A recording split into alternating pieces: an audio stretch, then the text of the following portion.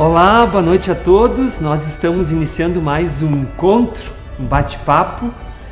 Esse mês de agosto se refere à belíssima exposição que está sendo apresentada aqui na Galeria Municipal de Arte Gerd Borrhein, chamada Seu Walter, Humanidade e Sucesso. Essa exposição fica aberta ao público até o dia 31 de agosto, de segunda a sexta-feira, das 8 às 18 horas, e aos sábados, das 10 horas às 16. Nós temos hoje o prazer de receber as pessoas responsáveis por esse trabalho que certamente vai marcar a nossa galeria como um dos eventos mais emblemáticos, mais significativos, por duas razões. Primeiro, por inserirmos um trabalho absolutamente inédito, que é uma sala de imersão, onde se faz um pequeno recorte de uma vida múltipla, multifacetada, como foi a do seu Walter Gomes Pinto. E depois, porque a gente teve a parceria espetacular da filha do seu Walter, a Viviane Pinto Bado, e a Vera Stedley Zattera, que é responsável pela curadoria da exposição e por esse maravilhoso livro que conta com depoimentos de pessoas que estiveram muito próximos ao seu Walter, e também é ricamente ilustrado, não só com as aquarelas do Antônio Jacomin, que é um dos nossos artistas mais admirados, mas também por fotografias, imagens que contam um pouquinho dessa rica trajetória. O seu Walter e, obviamente, depois a Viviane e a Vera vão dissecar um pouquinho essa figura espetacular, foi uma das pessoas que conseguiu uma rara humanidade. Todos que estiveram aqui na abertura, né, e elas confirmarão isso certamente, são unânimes em dizer que ele foi o homem mais generoso, mais acolhedor e o que menos queria que o seu nome aparecesse. Então nós iniciamos agora uma conversa muito descontraída, tanto que ao invés de ficarmos sentados, nós vamos caminhar aqui pela galeria e certamente esse conteúdo que já está contido nessa obra vai ser agora de uma maneira muito espontânea, traduzido através dos depoimentos da Viviane e da Vera. Então agora com vocês vamos fazer esse nosso passeio pela galeria. Vamos aí. Obrigado. Quem começa? Viviane, por gentileza. Acho que podia falar sobre a ideia de construir essa exposição, que na verdade iniciou há quase 2 anos, né? Como é que surge isso? Então, na verdade, isso surge a partir de um telefonema, né, de uma pessoa solicitando uma ajuda e de um trabalho para o marido, né? E naquele momento eu me lembrei, o marido trabalhava com fotografias e eu me lembrei, tinham muitas fotos no nosso escritório para serem organizadas, né? Aí eu disse, opa, acho que já tem aí uma maneira que a gente possa vir a ajudar. Combinei com essa pessoa, Eliano recolheu as fotografias e fomos organizando. Ele foi organizando de uma forma que pudesse, né, ficar disponível assim por datas. Aí eu disse, oh, mas não dá só para ficar nisso. Eu disse, ai, quem sabe a gente fazer um livro disso, colocar essa história, porque tinha muita história ali. E como a Vera já tinha trabalhado com o pai, os livros da família Gomes, aí já liguei para a Vera. Aí nisso já liguei, já chamamos o Paquito e o Vini para fazer esse trabalho, mais um outro amigo, o Wagner, e começamos a nos reunir para colocar em prática montar toda essa história aí, como é que a gente ia fazer tudo isso, e começamos a reunir todos os materiais para o livro, além das fotografias, né? Então isso desde 2017, né, Vera? Acho que a gente começou a nos reunir em 2017, né? Mas a evolução foi de 2018 e 2019. Assim, mais concentrado. Isso mais concretamente. Porque na verdade o ano passado já estava tudo pronto para isso acontecer, não E é? a pandemia segurou, né? Um mês depois do início da pandemia, né? Foi exatamente. Não tinha como a gente dar continuidade. Não, a gente teve que suspender tudo, mas enfim, eu acho que foi tudo na hora certa, né? Porque podemos fazer, estarmos aqui hoje e poder fazer isso de forma bem... E antes de nós começarmos, eu acho interessante até a gente dissecar um pouquinho o que contém essa exposição, entrar um pouquinho nos detalhamentos. Acho que a Vera poderia falar um pouquinho da criação desse livro, da pesquisa, né? Depois mais adiante vai falar sobre a amizade dela com a família. Na verdade, a pesquisa foi múltipla, no sentido assim de que a Viviane convidou não só a equipe de finalização, mas sim pessoas que poderiam contribuir com informações, tipo assim, a responsável pelo memorial da Marco Polo, as ex-secretárias dele, etc e tal. As inúmeras fotografias auxiliaram muito, porque ele era, além de gostar de fotografar, ele era de guardar os documentos no sentido assim de que todos os eventos eram registrados. Então ele nesse sentido ele facilitou a vida de pesquisa, né? Mas organizar esse mundo que era o mundo do seu Walter não foi simples não, né? O Paquito fez um registro de entrevistas que depois se tornaram depoimentos e que eu coloquei no livro, e independente disso, organizar a própria vida dele foi de uma tal forma que a solução foi colocar em 3, 4 itens: a vida privada, que era ele, a sua família e o entorno da sua própria casa; a vida profissional, dentro da Marco Polo e todo o envolvimento com todas as pessoas que tinham relação com Marco Polo; a vida comunitária, que é esse lado que a gente procura enfatizar nessa mostra, que era uma pessoa dadivosa, ele era uma pessoa de doar, de incentivar pessoas que estavam precisando, ou então fazer trabalhos que pudessem melhorar a vida dessas pessoas. E fora a questão Festa da Uva, que ele foi um capitão de time fantástico, independente do presidente que estivesse naquela ocasião.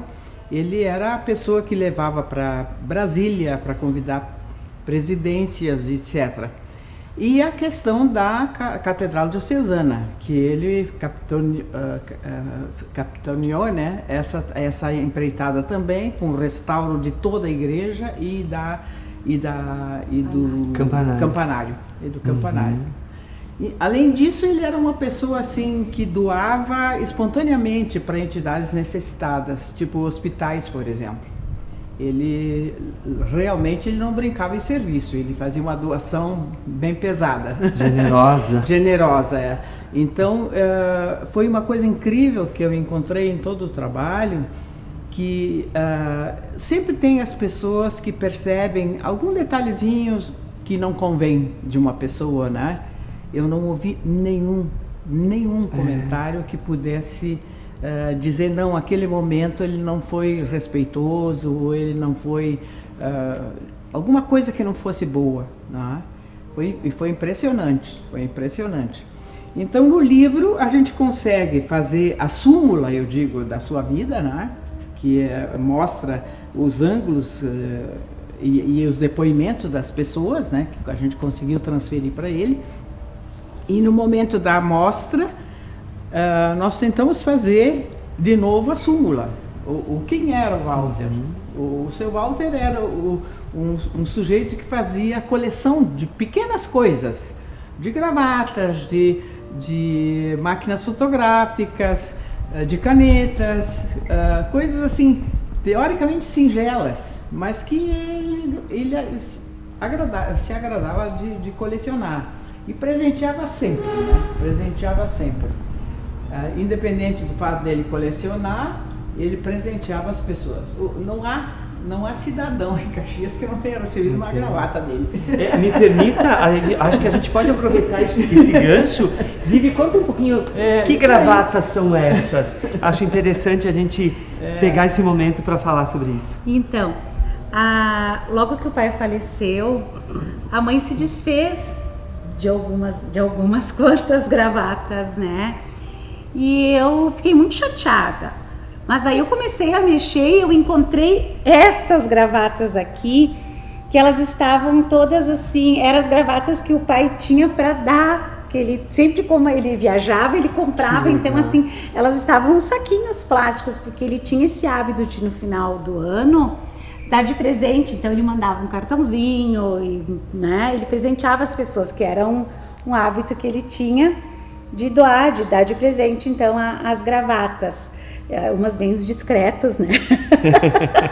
Ele gostava, eclético, né? Ele gostava bastante de vermelho, ele gostava. Às vezes a mãe até brincava, Walter vai trocar essa gravata, olha só, e ele ficava meio assim, às vezes, tipo, pai, vamos escolher uma outra, né?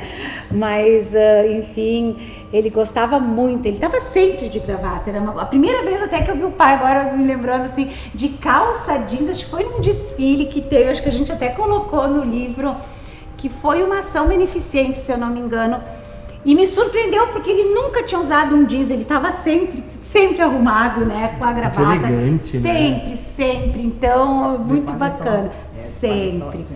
Então a gravata era algo assim que sempre era o seu Walter com a gravata. Fazia parte da personalidade dele já, né? É bem interessante. Ele, na verdade, colocando a questão da elegância dele, nós temos aqui um painel que mostra que desde jovem ele era meio dandy. Ele se vestia tipo dandy quando ele era jovem, antes de conhecer a Terezinha, etc e tal. Olha o sapato bicolor. Exatamente. Olha só, mas olha só, um rapaz que provavelmente tenha 17 ou 18 anos, está de terno, gravata e sapato bicolor. Isso era clássico do dandy da época. Que barra. Depois ele aparece aqui, né, numa situação de exército, quando ele começa a ser o vendedor, entre aspas, da Marco Polo, que na verdade ele foi um embaixador da Marco Polo, né? E sequência até o seu Walter, essa última imagem que o Castro conseguiu fazer maravilhas, é o seu Walter. Eu não sei se alguém... que o define, né? Esse é o seu Walter, né? Tá? Então, na questão elegância, mesmo no momento que ele está esportivamente vestido, ele está elegante. Ele era uma pessoa elegante, né? Está? Verdade. Então, esse particular das gravatas, etc., foi muito interessante. E nas viagens, então, como ele viajava muito, nós temos aqui esse módulo, por exemplo, que são os passaportes dele. E tem uma infinidade de países que ele visitou, né? E onde aparece aí uma listagem, mas nesse número infinito de passaportes, ele fez vamos dizer assim, não conhecer o mundo, porque ele já conhecia, mas ele visitou o mundo a nível profissional, né? Teve momentos de lazer, mas principalmente de momentos profissionais, né? E Vivi, tem uma história interessante. Como é que a tua mãe dizia que eles foram casados? Sim, que eles 40 anos em Caxias, mas na verdade é 20, porque 20 passou viajando e 20 em casa, Eu né? achei isso muito legal. Ela era casada só de 20 anos, não 40. E essa camisa aqui também é bacana, tá no livro. Essa história é ótima. Essa história é muito bacana, porque eles estavam numa viagem que eles iam todo ano, eles tiravam esse tempo para eles, e estavam num grupo, e era um passeio com elefante, e o rapaz que conduzia o elefante, o pai, ele vestia essa camisa, e o pai vestia uma camisa do Brasil, e o rapaz quis dizer Ronaldo, fizeram todo o passeio. E quando, na hora de sair, o pai tirou a camisa dele, deu para o rapaz, e o rapaz deu a dele. E o pai vestiu, e o pessoal ficou assim, meio, Walter, não veste. Mas o pai, para ele era assim, ele pegou, vestiu bem espontâneo, não... Ele foi gentil. Foi gentil com a pessoa. Colocar, claro, e assim ele era com todos, né? Ele não tinha tempo ruim, como a gente diz, ele colocou. Nesse outro momento aqui nós temos a imagem dele, que é clássica, né? Pelo Vasco Machado, Vasco né? Machado, Parece que ele estava nos olhando sempre, nos acompanhando, é belíssimo. E em seguida nós temos então a particularidade da coleção, das coleções dele, né? chapéus, de canetas, de máquinas fotográficas, e que o Giacomin conseguiu fazer um retrato falado, vamos dizer assim, que a gente aproveitou no livro, né? Então aqui também são imagens que retratam toda a vivência dele, né? Aqui temos mais 2 retratos também. Esse é do Sobreira, da Vivi, né? É Vivi e a Dona Terezinha do Vasco Machado. Do Vasco Machado também. Olha que bonitos. São retratos hiperrealistas, né? Sim. Nesse outro momento, nós também. trouxemos, a Vivi e eu que trouxemos, vamos dizer assim, o ambiente familiar. São telas a óleo que ele selecionava para fazer compra e que se sentia bem com elas. Nós não vamos aqui discutir a arte, né? Cada um tem o seu gosto. Muito particular. É particular. Então isso aqui, essas telas são as telas que faziam parte do ambiente familiar, da família mesmo, né?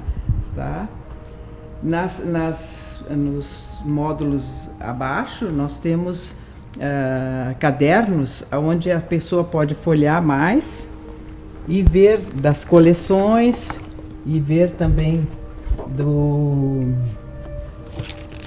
da parte privada, das pequenas coleções e do seu envolvimento com a própria família, desde os pais, os avós, a grande família, eu digo, né? E depois a pequena família que se tornou a Dona Terezinha e a Dona Vivi, que aparece maravilhosa. E depois também os netos e genro e netos, né? Tá? Então esses cadernos ficam à disposição das pessoas para folhearem, vamos dizer assim, para saber um pouco mais dessa personalidade, né? Aqui nesses 2 módulos nós temos algumas canetas da coleção privada, né? Ele era encantado em canetas e principalmente eles tudo anotava, sempre com canetas, eles tudo anotava, era recadinhos para as pessoas, não era, claro que nós não tínhamos o celular ainda, né? Mas ele não se adaptou com essa questão do telefonar, etc. Ele mandava recados, e os recados eram sempre escritos com canetas. E post-it, que legal. Os post-its. Sempre. Os post-its, que são aquelas mensagens pequenas, não é? Então aqui tem um pouco das canetas da coleção dele. Ele tinha muita facilidade, né, na escrita. Na escrita. E gostava de mencionar a data também, né? Então ele era muito preciso nisso. Nesse sentido, facilitou muito a pesquisa da vida dele, porque a gente tinha argumentos precisos de datas, etc., né? E ele sempre manuseava com luvas, né? Acho que isso é uma peculiaridade que tu nos contou, Vera. Ele tinha né? cuidado de não tipo um museu, não é? Tratava como uma obra de arte, e que são, na verdade, né? São canetas belíssimas. Quando a gente viajava, ele nunca reclamava, olha, vocês cuidem isso, não compra aquilo, né? Inclusive ele dizia, não, vocês podem ir, por favor, só faltava dizer, olha, vocês não me incomodem. Me deixem fazer. Aí ele disse, olha, vocês podem ir que eu vou agora fazer, eu já volto. Ele dizia assim de uma forma delicada, né? Porque ele queria escolher a caneta para ele, né? O presente dele, vamos dizer assim, de viagem, né? Então era uma coisa que na verdade cada uma tem a sua história, né? História. Então isso é uma coisa, é uma aula de história, na verdade. É uma coleção bem maior, né? Tu tem muitas sim. outras em casa. Mas o interessante é que ele tem várias marcas. Ele não colecionou apenas uma marca, que em geral o colecionador vai e fica, né? Aqui não, ele tem Aurora, Pelican, Montblanc. As famosas Montblanc. A mais significativa foi uma que eu dei no Dia dos Pais, que era uma Bic com um coraçãozinho que eu dizia que era Monbic. Que ótimo! E ele guardou. Ele guardou junto com as canetas de coleção. Essa tenho certeza que era a mais importante de todas. E tu escreve com essas canetas ou não? Não. Ainda não, mas ainda ela não. vai chegar a usar. Não. E o que tinha de refil, meu Deus, a gente começou a mexer, né? Eu acho que dava para escrever não sei quantos. Porque ele usava, não era só um objeto. Não, ele escolhia alguma outra. Ele usava sempre aquelas tem canetas do colecionador ali. Então ele escolhia uma ou outra dessas, mas enfim, ele comprava muito, tinha muito refil de caneta, né? É uma coisa impressionante. Ele selecionava uma e usava aquela. Depois, né? Mais tarde, trocava. Não é? Mas não era uma coisa assim de usar todas. Impressionante. Tem assim... Um dia tu precisar de um refil. Ótimo. Sei onde bater, em que porta bater. É isso aí. Aqui também temos um recorte interessante, né? Que eu acho que é bacana situar, né, Vera? Exatamente. Aqui, na verdade, é para o leitor de galeria não ter que ler o livro, não é? Ele tem um pequeno remember, que é o que é... Quem uma súmula, né? É uma súmula da súmula, né? O que era o seu Walter e como ele era, a sua atitude no viajar, nos projetos, o que ele era um expert em propaganda também, não é? Então, ele foi chamado pelo Paulo Bellini para trabalhar com ele em 64. Ele já tinha atuado em Porto Alegre em agências de propaganda, né? E a partir daí, eles ficaram uma dupla, vamos dizer assim, dinâmica, junto a mais 2 outros profissionais, né? E que se chamaram G4, já que os ônibus também tinham uma geração G, né? Que interessante. Uma das gerações se chamava G5, inclusive, e eles se chamavam G4, já que eram 4 diretores, né? Martins, Dessari, Paulo e Walter, né? Tá? Então, aqui eu comento que a lendária frase navegar é preciso, no caso do seu Walter, era viajar era preciso, né? Tá? Pela atitude profissional dele. E como disse a dona Terezinha, ele viajava tanto que ela não estava casada com ele há 40 anos, e sim há 20, já que o resto ele estava fora de casa, né? E aqui no plano seguinte, nós temos assim, que como ele era uma pessoa que doava e prestigiava o profissional de qualquer área, teve momentos em que ele prestigiou artistas e estudiosos de cultura, tá? Então, alguma coisa aparece aqui como símbolo, porque não havia condições na galeria de ter espaço para mostrar todos os trabalhos que ele prestigiou.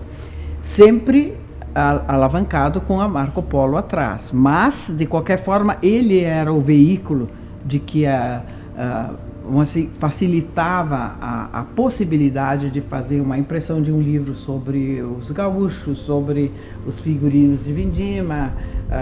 Teve a Beatriz Suzin, que também fez um trabalho com ele, teve outros profissionais que teve trabalho com ele, o Paixão Cortes também, ele prestigiou. Quer dizer, aqui não deu para mostrar, é apenas um item para ser lembrado, que ele também prestigiava a cultura. Mas, tá? E do lado de cá, então, nós temos os agradecimentos e as premiações que ele recebeu. Não é? Os agradecimentos são de inúmeras entidades, ONGs e CTGs, a questão do exército, a questão do marketing, etc. e tal. Então aqui tem apenas também uma amostragem dessa parte de premiação que ele recebeu.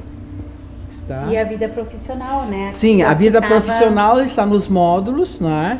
Também está nos módulos, e que mostra esse lado dele, né? De executivo, no sentido de propagar, no caso a Marco Polo, né? Principalmente a Marco Polo, e que a gente sempre tem que lembrar que o embaixador da Marco Polo não vendia um ônibus cada vez, né? Era assim, 200 peças, 200 carros, 400 carros, era assim uma negociação de alto padrão, né? E que ele era o embaixador da Marco Polo, né? Então ele tinha, vamos dizer assim, acesso e veículo fácil com essas entidades e até, por que não, com a questão política, com presidentes, etc. E foi embaixador da própria cidade aqui de Caxias. Ele gostava muito de ter esse relacionamento com as pessoas. Eu me lembro assim, na última festa que ele já não estava muito bem de saúde, a gente já não queria mas ele foi para São Paulo, ele viajou com o pessoal, né? Ele gostava disso. Ele não conseguia não ir, não é? E não dá, tem coisas que né, não tem explicação, não é? Nesse módulo aqui nós temos então uma coleção de máquinas fotográficas e alguma coisa de relógios, alguma coisa de radinhos. Meu Deus! Muitos radinhos. Não, isso que eu dei alguns também, sabe? A gente foi dando uma eliminada, né? As máquinas também, porque ele gostava de ter assim a última, né? Então até o Sérgio, obrigada, Paquito. Ele disse, olha, dá uma olhadinha, o Poloni também. Ele dizia, olha, às vezes chegava com as coisas que ele dava o manual para ler, para dar uma ajuda, né? Mas ele queria ter a última, ele se desfazia da outra. Contou também o Sérgio do aparelho de fax, quando ele comprou. Ele disse, não, fotografa, Sérgio. Fotografa, porque eles precisam saber que a gente tem o fax. Então eu sempre tinha uma história assim para contar. Tudo tinha alguma coisa, sabe? E não podia, por exemplo, quando tinha horário de verão, já começava assim, 2 dias antes, quase arrumar os Ele relógios. reprogramava. Tudo, Claro, sabe? claro. Deus o livre, né? A questão que um monte de relógio em casa, né? Mas sempre o bilhetinho tudo organizado, meu Deus. Ele teve grandes pequenas paixões. Sim. Exatamente. Foi tudo muito Exatamente. visceral, muito intenso, mas em objetos que normalmente tu não imagine que uma pessoa que na verdade poderia lanternas. colecionar o que quisesse. Sim, né? E lanternas. Imagina, lanternas, radinhos. Eu vou contar um segredo, ele também colecionava caixinhas de fósforos e bottoms, Mas que a gente nem trouxe para a exposição. Cada coisa assim que a gente... desde muito jovem, Não, eu acho, não, que acho que depois. depois. ele desenvolveu esse gosto pelas Teve uma época que ele coleções. foi numismata também, né? Então aí depois ele se desfez da coleção de toda, selos. porque a pessoa que organizava aí, a gente uma vez recebeu um telefonema que não estava assim bem correta a pessoa, né? Então aí ele ficou descontente, foi aí que ele começou a outra, né? A outra coleção, mas então sempre tinha tudo uma história. Agora, sabe o que eu acho interessante? Se o seu Walter tivesse sido só esse grande empreendedor, o nome dele talvez tivesse se perdido no meio de tantos outros, né, que foram muito importantes, mas a gente sabe, né, é o tempo, e eu acho que é da vida a gente ter essa transformação, essa substituição. A vida tem uma potência que se esgota, aí chegam outras pessoas e ocupam o nosso lugar, mas ele foi... É sempre a palavra generosidade que vem à tona, né? E se salienta muito, né? Não quero que meu nome apareça, sabe? Porque ele sempre ficava na retaguarda. A gente sabe, né? Desculpe, Vera, quantas pessoas que vêm a isso mesclado uma certa vaidade. Eu dou, mas eu quero uma placa, eu quero... E é exatamente o contrário, né? Com o seu Walter, eu acho que tu pode dar esses depoimentos. O seu Walter tu não também, tinha né, disso. Vivi? Não, o seu Walter, ele fazia o bem porque fazia o bem. É bem diferente até do empresariado de Caxias. Nada contra eles, mas cada um tem a sua filosofia. Ele dava porque dava. E, inclusive, na ocasião que recebia premiação, tem vários documentos em que ele passava o troféu pro colega dele para que ele usasse uma fotografia com o troféu. Entende? Ele não segurava só para si, fui eu que recebi, entendeste? Ele passava para a equipe. Ele partilhava sempre. Ele partilhava sempre. Ele sempre tinha essa ótica que eu acho super importante, de que nada se faz sozinho.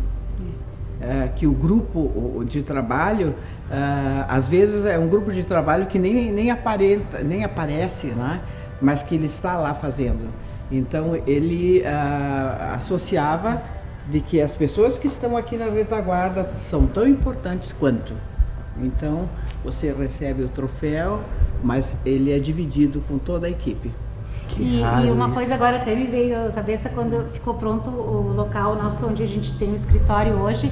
Ele fez uma placa na porta de entrada ali o nome de todas as pessoas que participaram trabalhando, sabe? O eletricista, o marceneiro, o arquiteta, um agradecimento para todos. Então ele lembrava de todos foram importantes para aquilo. Então ele era assim, né? Todos. Acho que seria interessante a gente mostrar para essa equipe toda um outro momento da mostra. Vamos lá. Eu diria que é um momento muito aguardado. Mas antes, é verdade, antes vamos mostrar a igreja. Ai, que lindo, né? Isso é muito emblemático, né? Esse também tem um álbum que a pessoa possa verificar, tanto da questão Festa da Uva, quanto do restauro da igreja. E nós temos aqui um fotógrafo maravilhoso aqui de Caxias também, que é o Paquito Javier, né? Javier Herrera, e o seu auxiliar, que é o Vinícius Giacomelli, e fizeram um retrato falado da reforma da igreja com o seu campanário. Então está aqui, vamos dizer assim, que foi eleita a igreja, a catedral, para memorizar que ele também se envolvia com a questão comunitária, né? Foi em 1999, né? Isso. E depois, claro, né, todo o envolvimento, teve N pessoas que se envolveram também, mas ele era o capitão do time, né? Perfeito. E agora vamos entrar. Eu gostaria de só comentar isso. Fala mágica. Eu gostaria de comentar. Quadro, né? Também o quadro. A gente sempre encontra alguma coisa para. Esse quadro, para quem foi, né, na sala dele, na Marco Polo. Estava atrás da escrivaninha dele. E ele recebeu como presente, com certeza, né, da equipe do Eguale, o Eguale, o autor. E agora eu acho que isso é interessante, né, de ser lido. Tu pode ler para nós, né, Vera? Eu acho que a Árvore da Vida foi uma criação que lembra os seus múltiplos frutos, momentos em que seu Valdo esteve e, vamos dizer assim, dialogou com personagens que encontrou em toda a sua caminhada. Tanto empresários quanto pessoas de todos os níveis, né? E as ações dedicadas ao bem. Então, nessa primeira questão, a árvore da vida mostra os frutos, e esses frutos são essas pessoas que passaram pela vida dele, né? Nós temos quase 400 imagens aí que relacionam essa parte, né? E só que a questão do representar o bem ficou um pouco complicado. Como eu represento o bem, não é? É uma coisa assim meio etérea, meio muito abstrata. Exatamente. Então, o Vini e eu pensamos em fazer os floquinhos, né? E esses floquinhos que deslizam para o alto. Por que isso? Porque todo o bem permanece, todo o bem fica, o mal não interessa. Então vamos lá ver. Tudo dito, agora vamos lá à sala.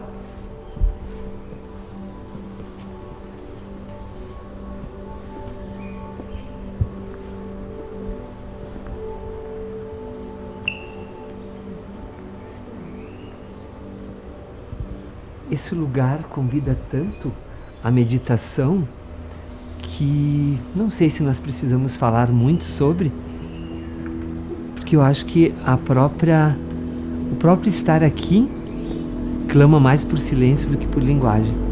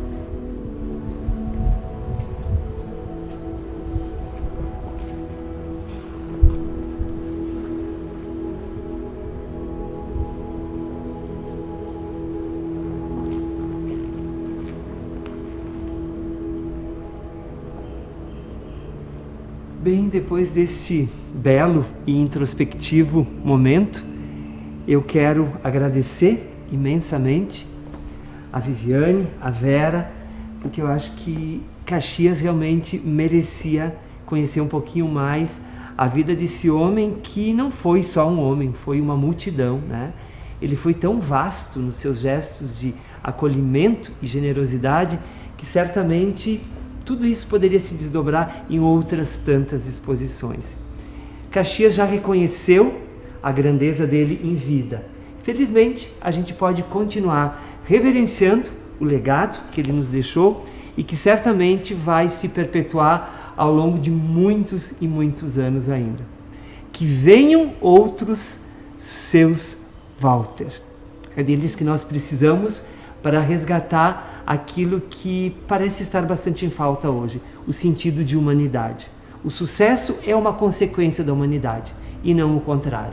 Então que o exemplo dele sirva para que nós, modestamente, talvez de uma forma muito pequena, possamos ter alguns lampejos dessa grandeza de coração e podemos transformar isso em arte. Porque a arte não é só a manifestação do belo, ela é também a manifestação do acolhimento e a possibilidade de ver um outro como um igual a si mesmo. Eu agradeço a todos que nos acompanharam, desejando uma boa noite e reafirmando a minha imensa gratidão para essas duas exemplares criaturas que estão aqui e que nos presentearam com o seu conhecimento e com a sua vivência. Muito obrigado, uma boa noite, obrigado, gurias. Obrigada. Boa noite. E temos Obrigado. um mês inteiro para aproveitar o seu Walter. Isso aí, que venham nos visitar aqui, né? Com certeza, é o que a gente espera.